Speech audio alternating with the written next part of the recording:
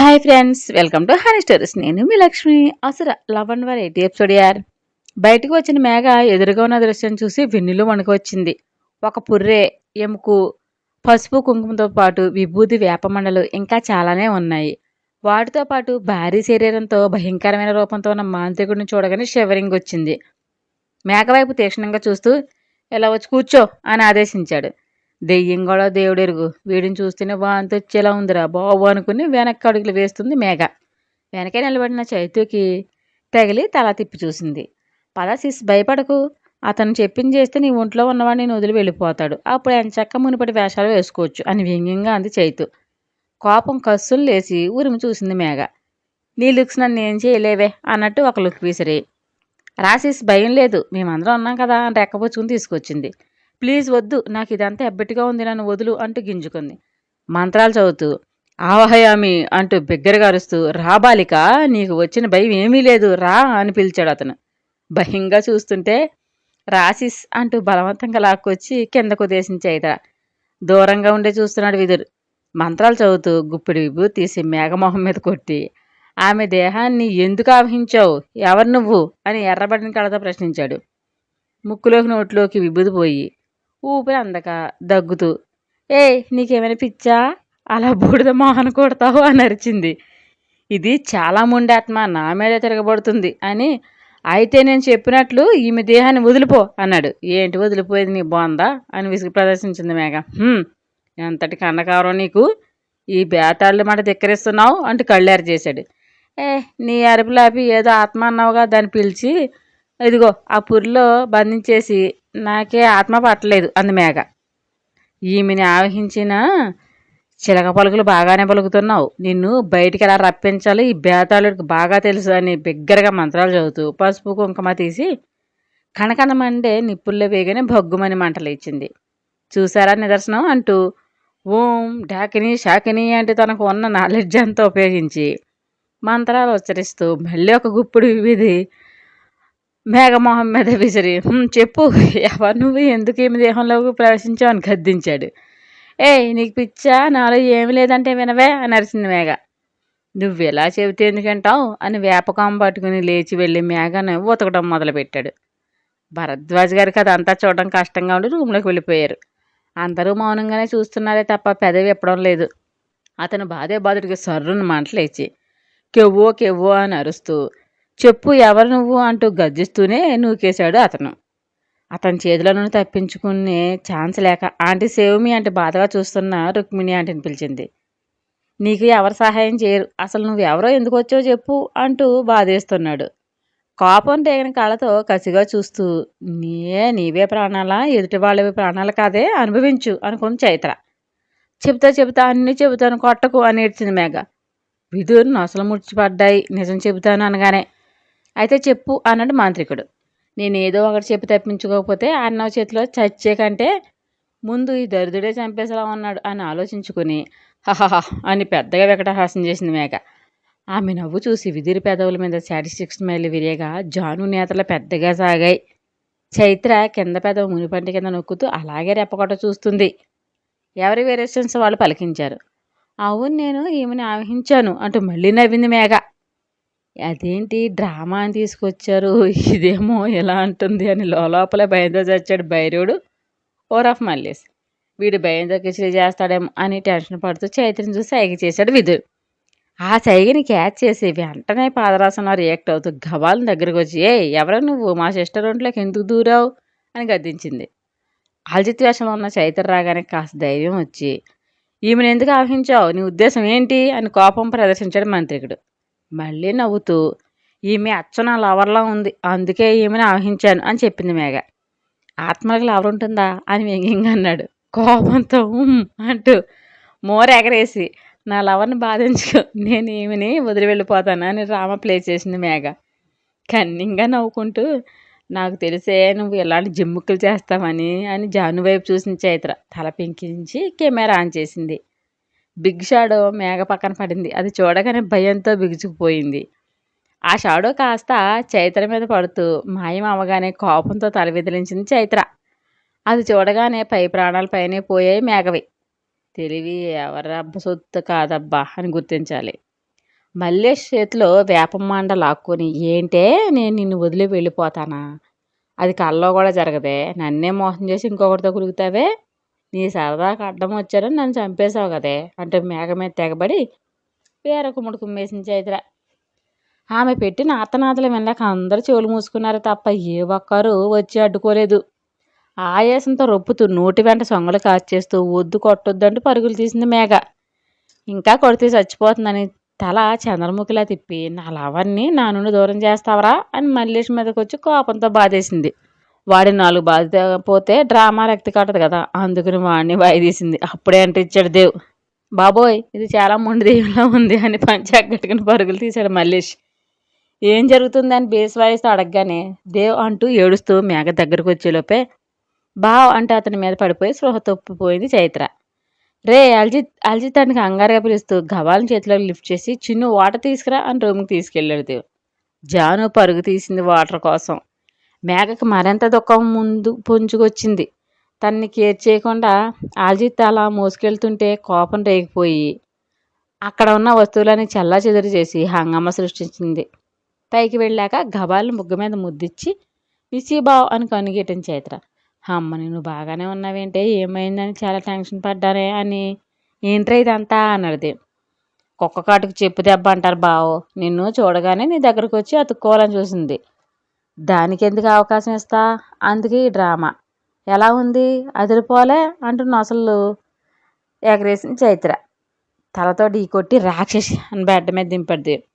వెళ్ళిన పని కాయ పండా అంటే తలకించి చేతిని పెట్టుకుని అడిగింది చైత్ర. వాటర్ తీసుకుని వచ్చిన జాను వదిన గారి ఫోన్ చూసి అనుకున్నా ఏదో జరుగుతుంది, ఏదో జాదూ చేస్తుందని. అలాగే చేసింది అని అలసిపోయే కదా యాక్షన్ చేసి వాటర్ తాగు అంటూ ఇచ్చింది. బావా అంటూ వచ్చాడు విధుడు. కంగారుగా బెడ్ దిగిన చైత్ర. వీధి నాటకాలు కాలగర్భాలు ఎందులో కలిసిపోయాయో ఇప్పుడు అర్థమైంది అది నాకు అని వాపోయాడు విధుడు. ప్రతి ఇల్లు ఒక రంగస్థలం అయితే ఇక వీధి బాగోతారు ఎవరు చూస్తారా అని లైట్స్ మేలుతాన్నాడు దేవ్. క్షమించండి, ఇదంతా జరగడానికి నేను కారణం అయ్యాను అంది గిల్టీ ఫీలింగ్తో చైత్ర. నీకు ఈ ఇంటితో సంబంధం లేకుండానే మీ అక్క వల్ల జరగాల్సిన డ్యామేజ్ అంతా జరిగిపోయింది చైతు, బాధపడకు. నీ సమయస్ఫూర్తిని అభినందించకుండా ఉండలేకపోతున్నాను అన్నాడు విధుర్. దేనికి అన్నయ్య అభినందనలు, మా ఇద్దరి వల్ల మీ అందరు ఎంత సఫర్ అవుతున్నారా అని నిర్లప్తంగా అడిగింది.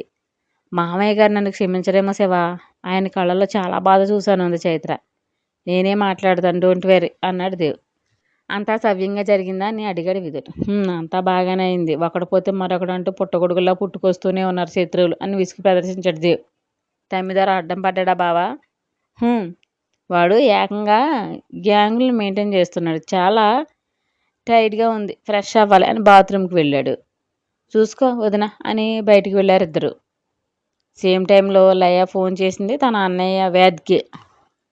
లిఫ్ట్ చేసి చెప్పరా అనగానే అన్నయ్య అంటూ 6 రాగం తీసింది లయ పాప. లయ ఎందుక ఏడుపు, ఏం జరిగింది అని కంగారు గడిగడు వేద్. మమ్మల్ని మనశ్శాంతిగా ఉంచడం లేదు దేవన్నయ్య, మేమంతా ఏం పాపం చేశామని అంటూ వెక్కింది లయ. ఏం జరిగింది అని సీరియస్ టోన్తో అడిగాడు దేవ్. ఈరోజు చెన్నైలో ఒక ఆక్షన్ ఉంటే జై వెళ్ళాడు, కావాలని తనకు అవసరం లేకపోయినా మా మీద పగతో దేవన్నయ్య కూడా వెళ్ళి పోటీపడి ఎక్కువ అమౌంట్ పే చేసి ఆక్షన్ తనపై చేయి చేసుకున్నాడు. అన్నయ్య అంటూ బుడబుడ దొక్కాలు తీసి ముక్కు చీదింది లయ. ఈ దేవ్కి ఏమైంది, ఎందుకింత నాన్సెన్స్ చేస్తున్నాడు అని అసహనం వ్యక్తం చేస్తూ నేను డాడీతో మాట్లాడుతాను లయ, డోంట్ క్రై అన్నాడు వేద్. నన్ను ఎప్పుడు చిన్నచూపు చూస్తూ 100 రిస్ట్రిక్షన్స్ పెట్టేవాడు, ఇప్పుడు మా బతుకులు మమ్మల్ని బతకనివ్వకుండా ఎంత ఏడిపించాలా, ఎవరు సుఖంగా ఉండకూడదా, తనే ఉండాలా? ఊరికో ప్రేమ ప్రయాణం నడిపాడు, అబ్రాడ్లో ఒక లవ్, ఇండియాలో ఒక లవ్, చేసినవన్నీ తను చేస్తూ ఎదుటి వాళ్లకు శ్రీరంగ నీతులు చెబుతాడు అని వేద్ మైండ్ పొల్యూట్ చేసింది లయ. బెడ్ మీద కాళ్ళాజాపుని ఆరంగా కూర్చున్నాడు జయంత్. తన వలలో పడ్డ పిచ్చుక కిటకిట్లు వింటూ ఎంజాయ్ చేస్తున్నాడు. బాధపడకు, అన్నీ నేను సెటౌట్ చేస్తాను, ఓకే, టేక్ కేర్, రెస్ట్ తీసుకో అంటూ కట్ చేసి ఇరిటేట్ అవుతూ, నన్ను లవ్ చేసిన చైత్రని భార్యను చేసుకున్నావు, పైగా ఏవేవో కల్పిత కథలు చెప్తూ నన్నే ఏమార్చాలని చూస్తున్నావు. జయంత్ సిస్టర్ నీ వల్ల పిచ్చిదైపోయినా లయ అంటే ప్రేమ వల్ల పెళ్లి చేసుకుంటే పగ సాధిస్తున్నావా దేవ్? నీలో ఎంత క్రూరత్వం దాగి ఉందని అస్సలు ఊహించలేదు. తొందరలోనే నీ గేమ్కి చెక్ పెడతాను, వస్తాను అని కోపంతో బుసలు కొట్టాడు వేదాంత్. ఆడదాని వల్ల చిక్కుకుని పిచ్చివాడైతే అందరి బాధ తనే అనుభవించి నిన్ను బాగు చేసిన మనిషి చేస్తే ఎవరో చెప్పిన చెడు మాటలు విని చెవికెక్కించుకుని తమ్ముడు నిందిస్తున్నావు. ఏదో ఒక రోజు నువ్వు రిగ్రెట్ ఫీల్ అవుతావు. జాగ్రత్త అంటూ ఆత్మారాయుడు హెచ్చరించాడు. బుర్రలేని వేద్ ఆ హెచ్చరికను పెడచెవిని పెట్టాడు. కాల్ కట్ చేసి క్రొకోడైల్ టీయర్స్ వీల్తో తుడిచి జయంత్ వైపు చూసి స్మైల్ ఇచ్చింది లయ. లవ్ యూ, నా బాధని ఎంతగా అర్థం చేసుకున్నావు లయ అని చేతులు పట్టుకుని ఏం కావాలో అడుగు, యాక్షన్ చేయి దాటిపోయినా పర్వాలేదు, నీ సపోర్ట్ ఉంది చూడు, అదే నాకు బిగ్ అచీవ్మెంట్ అంటూ సోప్ వేశాడు జయంత్. చిన్నగా నవ్వి నువ్వు హ్యాపీగా ఉండటమే నా గిఫ్ట్ చేయి, ఇంకేం వద్దు అంది లయ. చేతుల్ని కిస్ చేసి థ్యాంక్ యూ, రేపు బయటికి వెళ్దాం, రెస్ట్ తీసుకో అని ప్రేమ కురిపించాడు. బుర్ర తక్కువ వాజమ్మ ఆ ప్రేమ నిజమని హ్యాపీ ఫీల్ అయిపోతూ గాల్లో తేలిపోయింది. లయ మొహంలో వెలుగులు చూసి పెదవి చివర వ్యంగ్యంగా నవ్వు పూయించాడు జయంత్. టైర్డ్ అయినట్లు ఉన్నావు, రెస్ట్ తీసుకో అని తన రూమ్కి వెళ్ళింది లయ. ఇది కదా సాటిస్ఫాక్షన్ అంటే. అన్న కోసం చెల్లెల కోసం తెగ తాపత్రయపడిపోతూ ఘట్టం నేను దేవాంశ్ ఫ్యామిలీ అంటే పెద్ద ఆదర్శవంతమైన కుటుంబం అని బీరాలు పలుకుతావు కదరా. చూడు అన్నా చెల్లెలిద్దరూ నేను ఆడించే కీ ఇచ్చే డాల్స్లా ఎలా చెబితే అలా ఆడుతున్నారు. నీ వాళ్ళతోనే నీ పీస్ని పీస్ చేసి కుడుతులో పడ్డ ఎలకలా గిలగిలలాడేలా చేయకపోతే అడగరా దేవ్, ఆక్షన్ అయిపోయినా పర్వాలేదు, నా పగ అయితే తీరుతుందా అని ఈవిల్ స్మైల్ ఇచ్చాడు జయంత్. బ్రిటిష్ వాళ్ళు విడదీసి పరిపాలించారంట, అలా జయంత్ కూడా అదే సూక్తి వంట పట్టించుకున్నాడు కాబోలు. ఏంటి శివ అంత డల్గా ఉన్నావు, సిసి కోసం ఆలోచిస్తున్నావా అని అడిగింది చైత్ర. తన కోసం కాదులే, తనని ఎదుకోవడానికి నువ్వు ఉన్నావు కదరా, ఏదో బిజినెస్ కోసం ఆలోచిస్తాను, నిద్రపో అన్నాడు దేవ్. నాతో చెప్పకూడదా అని గుండెల మీద చేరింది చైత్ర. తన చుట్టూ చేతులు వేసి నేను పడుతున్నాను కదే, హెడేక్, నువ్వు కూడా ఎందుకు చెప్పు అని నుదుటిన ముద్దు పెట్టి తనలో పొదుముకున్నాడు. ఇక రెట్టించినా చెప్పడని మౌనం దాల్చి కళ్ళు మూసుకుంది చైత్ర. వరుణ్ తనకు మధ్య జరిగిన డిస్కషన్ కోసం ఆలోచిస్తూ ఎప్పటికో నిద్రలోకి జారుకున్నాడు దేవ్.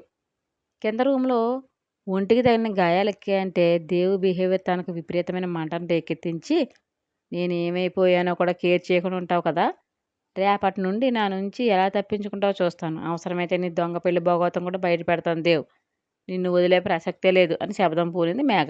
నెక్స్ట్ డే ఉదయం ఎప్పుడో కానీ దేవ్ రూమ్ వైపురాని భరద్వాజ్ వచ్చి డోర్ నాక్ చేశారు.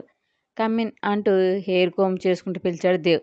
డోర్ తీసుకుని లోపలికి వస్తూ లేట్ అయిందా నైట్ అంటూ బెడ్ వారిని కూర్చున్నారు రాజా అంకుల్. హా డాడ్ అని తను వచ్చి పక్కనే కూర్చున్నాడు దేవ్. ఎలా జరిగింది యాక్షన్? యాక్షన్ అడ్వెంచర్గా జరిగింది అని అరనవ్వుతూ అన్నాడు దేవ్. ఏం చేశాడేంటి? ఆఫీస్లో డిస్కషన్ చేసుకుందాం, ఇంట్లో ఏం జరుగుతుందో తెలుస్తుందా అని గంభీరంగా ప్రశ్నించారు.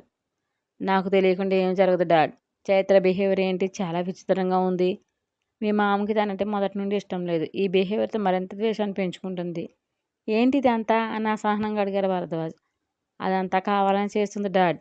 వాట్ యు మీన్ కావాలని చేయడం ఏంటి? తన్ని తను తగ్గించుకోవాలని ఎవరు అనుకోరు దేవ్, తన్ని తను తగ్గించుకుంటుంది డాడ్. దేవ్ ఇరిటేట్ చేయకు అంటూ విసుగు ప్రదర్శించారు. చూస్తున్నా మీకే అలా ఉంటే భరించే నాకెలా ఉండాలి డాడ్. ఇప్పుడు ఇక్కడ ఉన్నది చైత్ర, ఒరిజినల్ కాదు, చెల్లెల స్థానాన్ని ఆక్యుపై చేసిన మేఘ. వాట్ అంటూ గబాల్ని బెడ్ మీద నుండి పైకి లేచి ఏమంటున్నావు దేవ్? ఎస్ డాడ్, మన ఇంట్లో ఉంది మేఘ. ఓ గాడ్, హౌ ఈజ్ పాసిబుల్ అని షాకింగ్ ఎక్స్ప్రెషన్స్ ఇచ్చారు. దానికి అన్నీ సాధ్యమే దట్టి లేడీ అని కోపంతో మొహం జేవరించగా పిడికిలు బిగించాడు దేవ్. మరి చైత్ర ఏమైంది అని టెన్షన్గా అన్నారు రాజా అంకుల్. అన్నీ ఆఫీస్లో చెప్తాను డాడీ, ఇక్కడ అంత సేఫ్ కాదు, రెడీ అవ్వండి. ఏంటో తలంతా తిరిగిపోతుంది అని తల విదిలించుకుని బయటికి వెళ్ళారు. నేను అనుకున్న దానికంటే నువ్వు చాలా డేంజర్ మిస్ మేఘ, చూస్తా, నిన్ను పాతాళం తొక్కకపోతే అడుగు అనుకుంటూ బయటకు వచ్చాడు. పీకిపోయిన మొహంతో వాతలు తేలిన ఒంటితో పిచ్చి రూపుతో దేవికి ఎదురొచ్చింది మేఘ. ఆమెను చూసి నష్టంలో చుట్లించాడు. శివ అంటే ఏడుపు స్వరంతో పిలుస్తూ నన్ను ఎందుకంత అవాయిడ్ చేస్తున్నావు, ఇదేనా నా మీద ఉన్న ప్రేమ అని కంటి నుండి కన్నీరు కార్చింది మేఘ. నా ప్రేమ ఏంటో నీకు తెలుసు అని బేస్వాయిస్తూ అన్నాడు. నేను నీకు దూరంగా ఉండలేను, నీతోనే రూమ్లో ఉంటాను ఈ క్షణం నుండి. నన్ను అంత టార్చర్ చేస్తున్న ఇసుమంత కూడా కేర్ చేయలేదు. ఆల్జిత్ గడు నిన్ను పొల్యూట్ చేసి నా నుండి నిన్ను దూరం చేస్తున్నాడు, అది నేను భరించలేను, నువ్వు లేకపోతే నేను బతకలేను శివ, ఐ లవ్ యూ అంటే ఎమోషనల్గా భారీ డైలాగ్ చెప్పింది మేఘ. ఇన్నర్లో బగ్గుని మండిపోయాడు. ఐ లవ్ యూ అనగానే ఆ క్షణం మేఘని చంపేయాలనే కసిరేగిన తన కోపాన్ని చాలా అణుచుకుంటూ నా ప్రేమ ఎవరు దూరం చేయలేరు, చెయ్యనివ్వను, బాగా ఎమోషనల్ అవుతున్నావు, వెళ్ళి రెస్ట్ తీసుకో అని కూల్గా చెప్పాడు. స్టోరీ మీకు నచ్చినట్లయితే ఒక లైక్ ఇచ్చి కామెంట్ చేయండి ప్లీజ్. షేర్ అండ్ షాక్ చేయండి బడ్డీస్.